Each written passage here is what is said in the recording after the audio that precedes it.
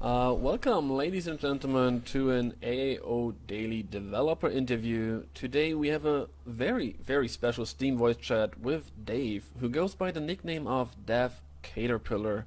Welcome to the stream and to the interview, Dave, and maybe you could introduce yourself a little bit to our audience and just tell us something about yourself. Oh, sure. Thanks. Glad to be here. I'm a senior game designer here at the Army Game Studio down here in Huntsville. I work on the America's Army project primarily. I've been in the game industry for about 15 years now. The Proving Grounds was my eighth commercial release, and I think my tenth one overall. And my previous games include EverQuest, PlanetSide, and 6 Days in Fallujah. That actually, let me throw in another question we have one of our viewers who asked me about this because apparently he knew you worked on EverQuest and he wanted me to yell at you for the starting city of the Ixar and the design of Lake Isle of Omen just outside the city. Can you guess who that was? No, I can't, but I did work on the Lake of Ilomen. I'm sorry, those spiders were pretty hard. Yeah. Well, for our viewers, that question came directly from Matt, who is also a developer at the game studios. Maybe some introductory questions, just so our viewers get to know you a little bit better before we start with the more, let's say, hardcore stuff. Are you a gamer? I mean, obviously, from what you just said, you probably are. I am. I've been playing games for a very long time. Probably the first computer game I played was Ultima 3 on my Apple II. I was thrilled when my parents actually bought that thing for me. I don't play as much as I did. Now that I have kids, I just don't get a chance to play as much. The games I actually play the most are actually I play console games with my two young are actually console games that I play with my kids now. What games are But there I nowadays? do now and then get a chance to jump in and play Counter-Strike, Team Fortress, and of course PG. Oh, so you're an FPS gamer. Oh yeah, I pretty much always have been. I've put in thousands of hours into Quake and Counter-Strike, and yeah. Yeah, I'm sure a lot of our viewers will be able to relate to that. Have you played the other America's Army versions in the past? Primarily AA2, not as much as some other games, but I played a fair amount. Probably my favorite map in there is actually Insurgent Camp. Oh yeah. I played a little bit of with AA3. Didn't really like it a lot, I must admit. So in Surgeon Camp, one of the big topics for our viewers, bringing back old school maps. Is there anything you can tell us about this quickly? We do plan to make at least one map in the next couple of months from the AA2 catalog. We're not sure which map yet. I of course have my pick, but it's not really entirely up to me. It will be a larger outdoor kind of map. Oh, that sounds fantastic. Now, your pick definitely wouldn't be a bad one, I can tell you that from my personal point of view as well. How often do you actually get to play the game other than in playtests? Well, we do playtest quite a bit. We playtest twice a week normally, and then it goes to 5 days a week when we're getting close to a release. Outside of that, I play in the morning when I get here, sometimes at night, and then sometimes at home. Not as much as I would like. Hmm. Have you ever played a real match? Maybe in America's Army, maybe in another game, but a match where you prepared for with a team, with strategies and all that stuff? I haven't done that in America's Army. I've done that in Counter-Strike and in Quake 3. I played quite a bit of the tournament I was seeing then. Yeah. Good. What would you be if you were not a game developer? I'd probably be homeless. I don't. That's a good question. I've thought that a few times. I've done this for so long. It's hard for me to imagine what else I would do. I would imagine some sort of software developer, but not really sure what. So, leading to the next question, how did you become a game developer? Way back when, 1995, I was making maps for Quake, Yeah. and I saw a job posting on Usenet. So you guys can all go and look up what that is. And anyway, I just saw the job. I applied for it, had some phone calls, and I was fortunate enough to get hired. And at that time, I was hired by with Sony out in with San Diego. All right. Now, maybe one more question about your job itself. What is your most favorite and maybe your least favorite part of the job? I'll do the least favorite first. The least favorite is that we work here on a government base in a secure building. Lots of red tape, lots of hoops to jump through. It's challenging. It's challenging. Yeah, I mean, understandably, As of course. for But go ahead.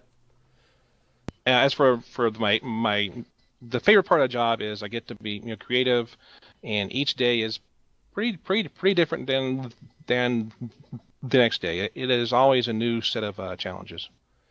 All right, that sounds great to me. Maybe we can jump into a little bit more of America's Army topics. For example, one of the very often asked questions is what is the actual goal of this game? Let me elaborate. In the past, it was often discussed as some sort of recruiting tool for the army, but we're not actually sure if that is still the case, or maybe there are completely different goals for the game nowadays. It is not really meant as as a recruiting tool. It is funded by the Army's outreach program. So really what it is a way for the Army to expose the Army name and the Army brand to a wider audience. That's really as simple as I can put it. All right, good. I think I can definitely understand that. Now, in terms of our viewers, obviously most of our viewers here are competition players and very much enjoy the competition scene. Now, my question is, how important is a strong competition scene to you as a developer, and why? For me, it's very important, and the reason why is I believe a strong core group of competitive players is needed to really maintain and grow the game. I like to see this game become one of the main competitive games on the PC platform. Good. I mean, that is something we don't hear very often. Let's say haven't heard a lot in the past. I mean, nowadays it seems like you guys are paying a lot of attention to, especially the competition scene, but also the general public in the game, which is very Sure, good yeah, to see for us. yeah. Well, well, when the game was released, we were focused on making the game very accessible. Perhaps a bit too much so. But we also have to make the game, we also have to get the game done too, and it's Yeah. really not done yet. It definitely is still in the beta stage. And that is something every one of us should keep in mind, of course. But maybe this is going a little bit ahead right now. But is there anything you can tell us in terms of features like demo rack, cast support, tournament mode, competition support for the game? Is there a specific amount of developer time devoted to competition play, or will there in the future? Sure, tournament mode and better admin panels, admin powers, those are on our immediate list of things. And actually, Doc is going to be the one who will be doing a lot of that. Our demo rack is on the radar, has always been on the radar, but it's such a large thing to take on all at once. We do intend to get to it. It's just hard to say when we actually will. Yeah, wonderful, nice. That is great news for us. Maybe in general, how satisfied are you with the current state of the game, and do you believe that the game is on track to become as successful as past titles? Considering our resources and just all of the obstacles, I'm actually very satisfied with how the game is right now. Considering what we could have done, not as much. The game might be a tenth of what it could be, but it does need time. Um, You're saying a tenth of what it could be. Is that depending on funding or general resources? It's funding, it's time, it's feedback from the actual players.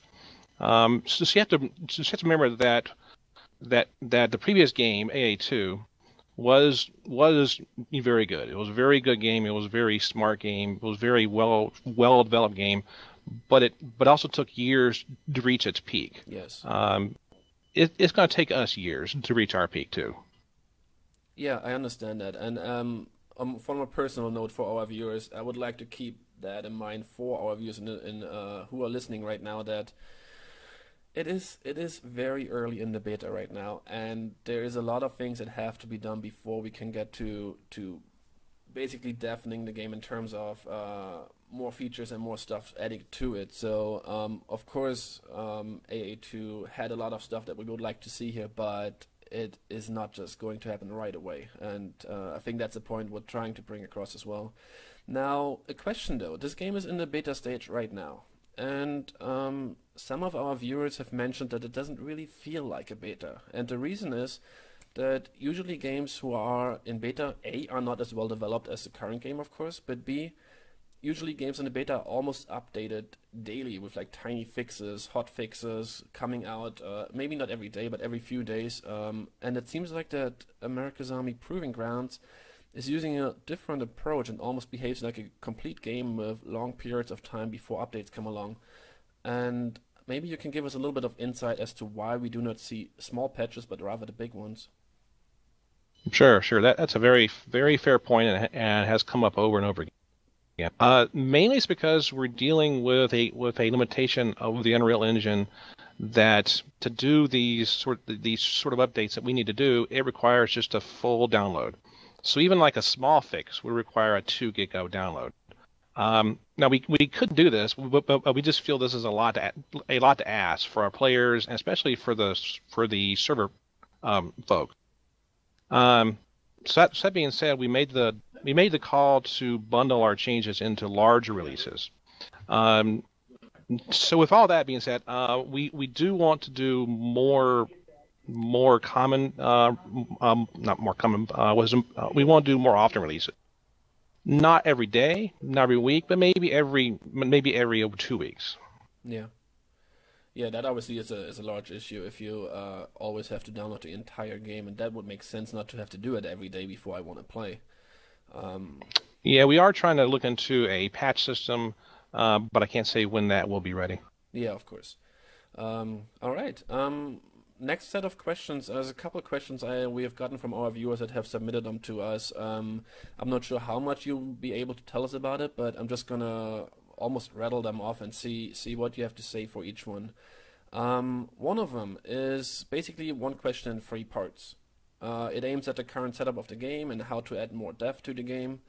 A much discussed point is the fact that everyone nowadays gets an automatic rifle if they choose to, with any amount of grenades they want to, like, of course, within the boundaries of the game, which in some people's opinion severely levels the playing field and only provides a very small learning curve. So that being said, question one: are there any plans to implement weapons like M16, M203, RPG, or even bolt action sniper rifles?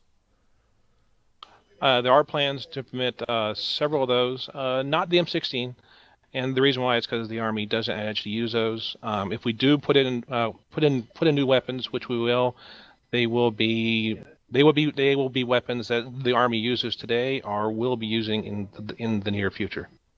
I think that makes sense, although that also goes with a little tear in my eyes as I really enjoyed playing with that gun in the past installments of the game.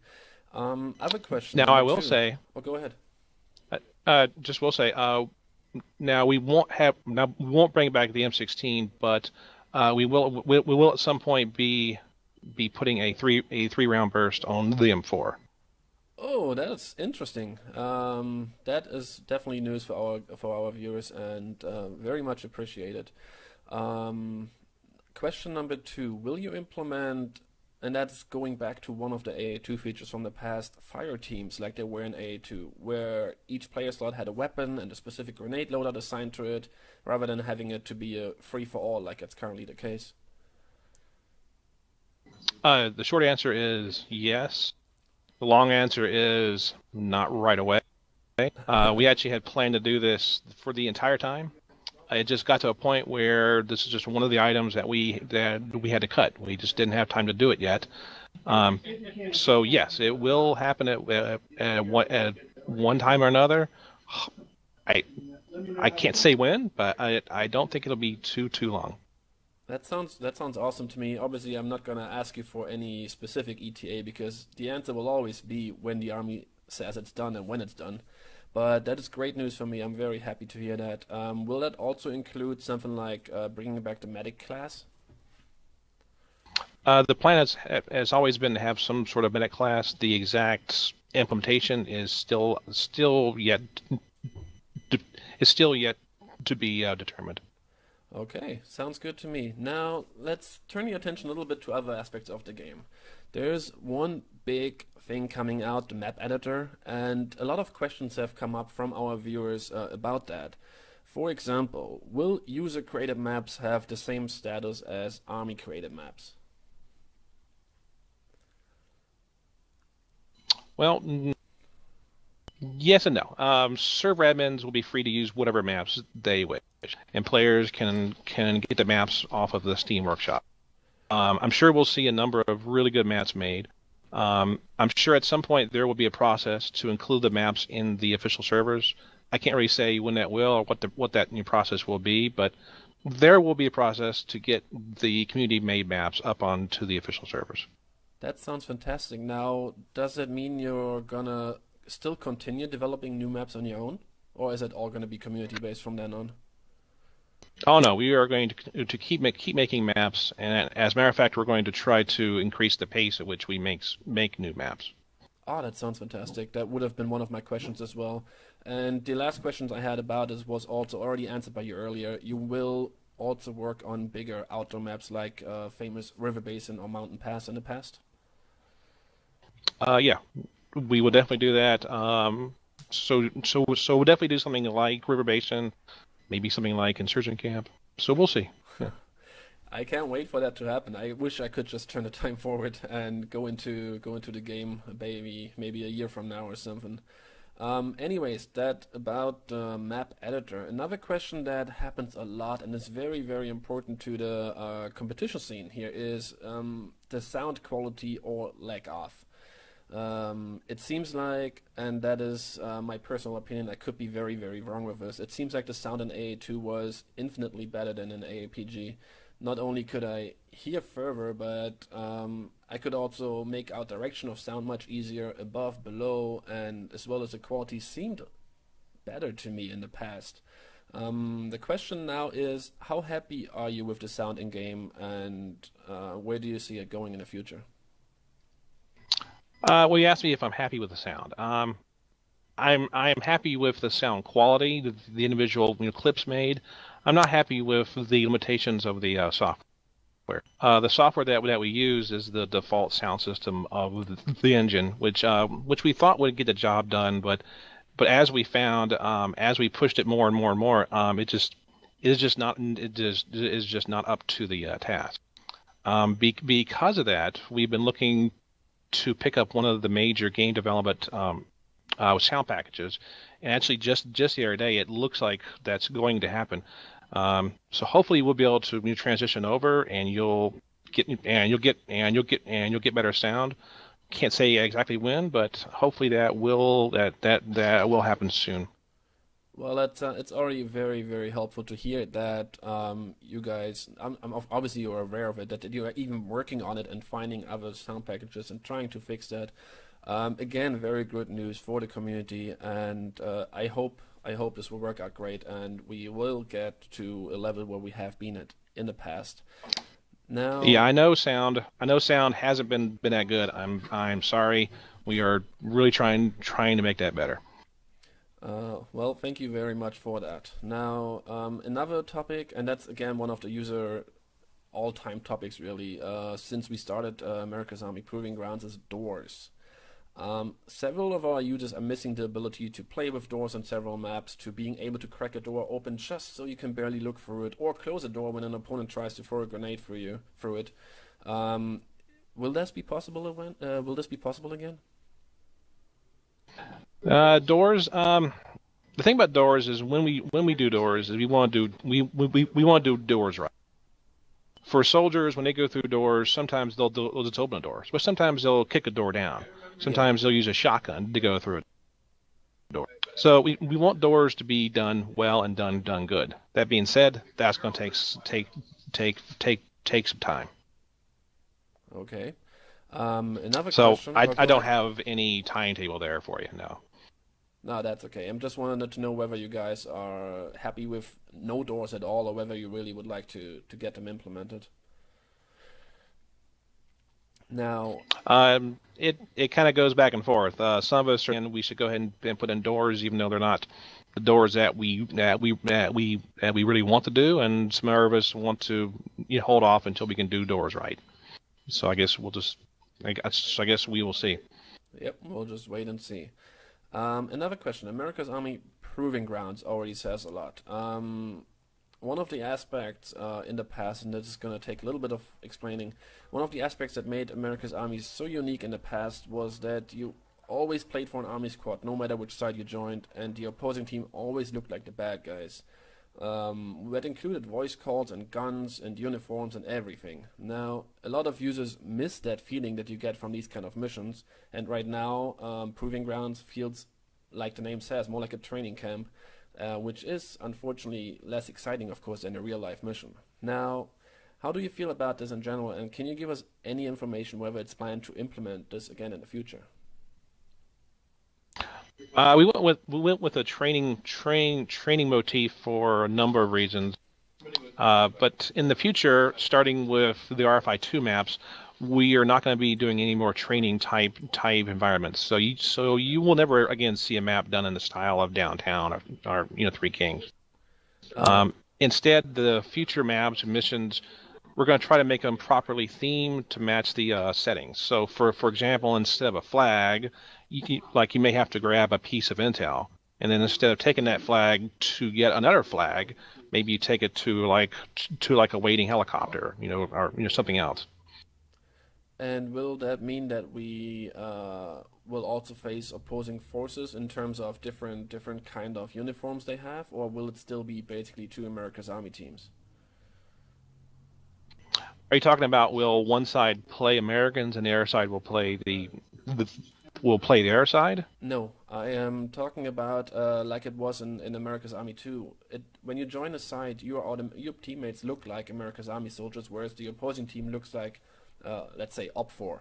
And if you would switch teams, then those guys would look like America's Army for you, and the other team that you previously were in looked like OPFOR.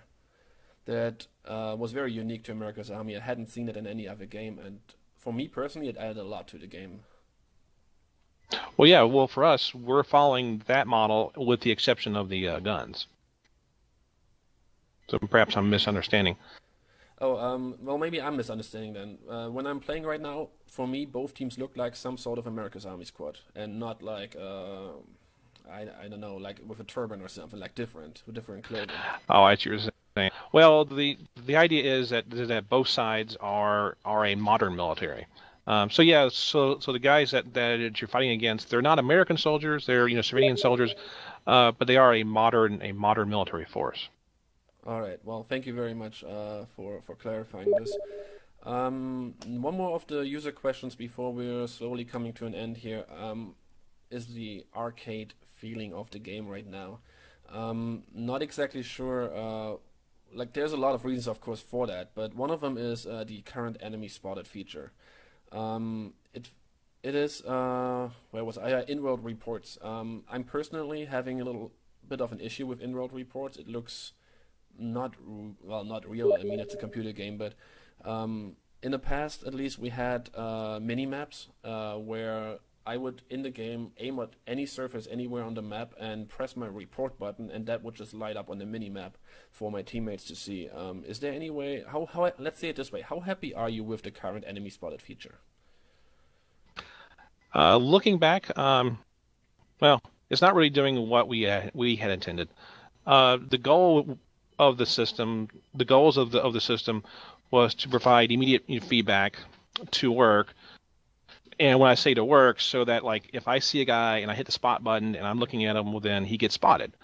And also to provide accurate information, so that if a teammate sees a spot, then he knows that there actually is a bad guy there.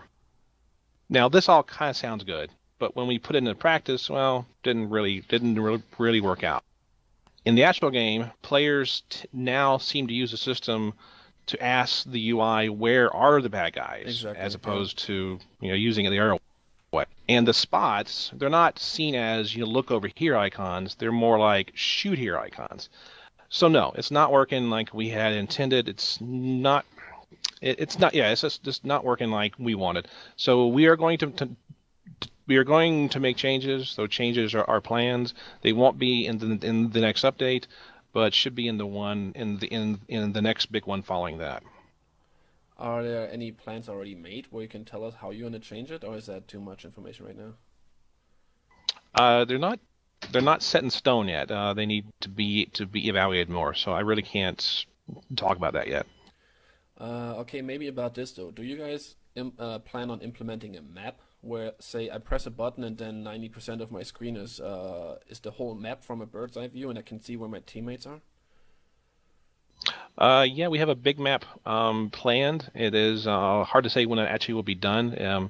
The real bottleneck is actually making the art for the map and all that. Yeah. But I can say with some confidence that is something that you will see soon. Yeah.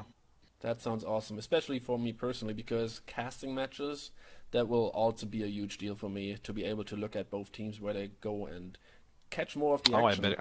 I imagine so, yeah. Now, we're coming closer to the end of this interview, and one of the remaining questions, like you already started talking about, is the RF2 patch. Could you give our viewers a little bit of, let's say, a sneak peek about what will be new and when it will come? Let's see. What have I not already told you about? It will be out in February. The exact date should be announced soon. It's got one new map, which is Redline. I think that's been on the Facebook page already. It's got 2 new game types and a new optic, and a few features that the public has been asking for. Oh, but I really shouldn't say more than that. Well, we definitely don't want to get you fired, of course. So yeah, let's leave it at that. And I have to say, all of this sounds like a lot of work for yourself, but for the entire staff at the Army Game Studios. And there is a question: what do you do on weekends to relax? Any kind of hobbies you have time for besides your family? For myself, I like to hike when it's warm, to hike and bike when it's warm. And I got a Kindle last year for Christmas, and I've been reading a lot. I think I've read more books in the last year than I did in the last 10 years. So. All right, sounds good. Now, because we are a competition site, I have to ask you another competition question. If there was a 1v1 tournament between all the game developers, who would win? Huh. Let's see. How do I answer this without getting everybody mad but one? If Dev Grant was still here, it would definitely be him. He left us a little while ago, though. If I had to pick somebody, I'd have to say Roster. Roster, yeah, I have seen him play actually. Yeah, who's made a lot of the levels in the game. Now, a more specific question: where would Dev Doc end up in this tournament? Would he win matches? You mean placement? Yeah. I think he'd be in the top 5. All right, playing nice today. I see. I have one more question for you before we'll close out this interview with giving you the last words towards the community. Now, before that, here's the question: is there anything that we as a community can do in order to support your efforts to help improve and steer the game in the best possible direction? You can just keep giving feedback on the forums. I try to read most everything on the forums. Keep in mind that we are a small team. We're still in beta. Things just take us longer to do, but we do get to them eventually. And I would say try to help out new players. So recruiting would be one way to do this.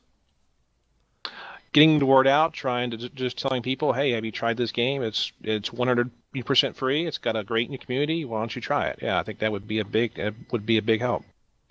All right, that sounds great, and I'm sure a lot of people will pick up on that and work more on that, as they've already done in the past, of course. Now, this is the end of our interview, and like always, the last words are for you. Is there anything you would like to tell the community in closing words?